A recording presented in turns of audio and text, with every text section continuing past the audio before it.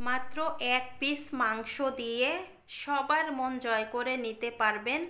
আমাদের ফ্রিজে অনেক সময় দেখা যায় এক পিস মাংস কিংবা এক পিস মাছ থাকে, যা সবার প্লেটে দেওয়া সম্ভব হয় না। আজকে আমি যেভাবে মাংসটা সবার প্লেটে দিব সেটা আপনাদের সাথে শেয়ার করলাম। আপনারাও কিন্তু সেমভাবে প্রত্যেকের প্লেটে এই মাংসটা দিতে পারেন, আর খেতে দুর্দান্ত হয়েছিল। নমস্কার, সবাইকে স্বাগত জানাচ্ছি নতুন আরও একটি রেসিপি দেখার জন্য। প্রথমে এখানে আমার এক পিস মাংস ছিল, সেটা ছোট ছোট করে নিয়েছি। ছোট ছোট করে নিয়ে এখন আমি পাটায় বেটে নিচ্ছি। আপনারা চাইলে ব্লেন্ডারেও পেস্ট করে নিতে পারেন, তবে আমি পাটাই বেটে নিচ্ছি। পাটায়ও একেবারে সহজেই হয়ে যায়, দুইবার আমি বেটে নিয়েছি, তাতেই একেবারে মিহি হয়ে গেছে। এই তো মাংসটা আমার বাটা হয়ে গেছে। এবার আমি সবগুলো এক জায়গায় করে নিয়েছি। এখন চুলায় চলে যাব আমি। চুলায় ফ্রাই প্যান বসিয়ে দিয়েছি। এবার এখানে দিয়ে দিলাম তেল। আপনারা এখানে সরিষার তেল দিয়ে রান্নাটা করবেন। আমার সরিষার তেলটা শেষ হয়ে গেছে, এজন্য আমি সয়াবিন তেল দিয়ে রান্নাটা করে নিলাম। তেলটা যখনই হালকা গরম হয়ে গেছে তখন আমি এখানে মাংসগুলো দিয়ে নেড়ে চেড়ে নিচ্ছি তেলের সঙ্গে। আর একটু এই যে ঝুরি ঝুরি করে নিয়ে নিলাম। এবার এখানে দিয়ে দিলাম স্বাদ মতো লবণ। লবণটা দেওয়ার পরে দিয়ে দিলাম সামান্য পরিমাণে একটু হলুদ গুঁড়া। এখন হচ্ছে একটু নেড়ে চেড়ে নিব। 1 থেকে 2 মিনিটের মতো আমি ঢাকনা ছাড়া ভাজি করে নিব।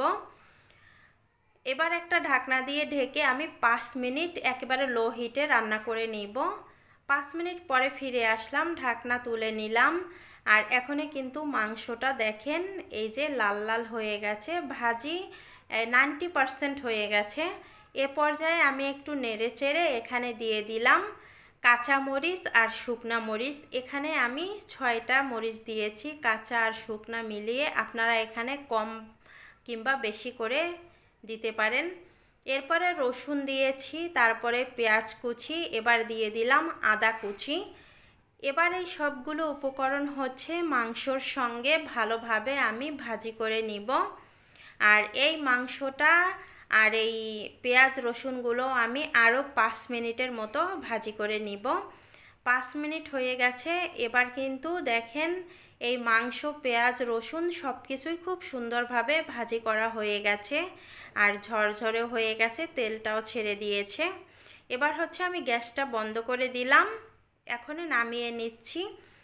নামিয়ে নেওয়ার পরে এবার আমি আবারও পাটায় বেটে নিব। আর পাটায় বাটা ভর্তা সব কিছুই কিন্তু খেতে বেশি ভালো লাগে। আমি এবার এটা বেটে নিব, আর একটুও কিন্তু কষ্ট হবে না বেটে নিতে, খুব সহজেই কিন্তু বাটা হয়ে যাবে। আমি 2বার বেটে নিয়েছি, তাতেই হয়ে গেছে। এখন আমি সবগুলো এক জায়গায় করে নিব। আর এখানে এই জিনিসটা অবশ্যই দিবেন, সেটা হচ্ছে লেবুর রস। আমি এখানে 2 টুকরো লেবুর রস চেপে চেপে দিয়ে দিব। আপনারা অবশ্যই লেবুর রসটা দিবেন।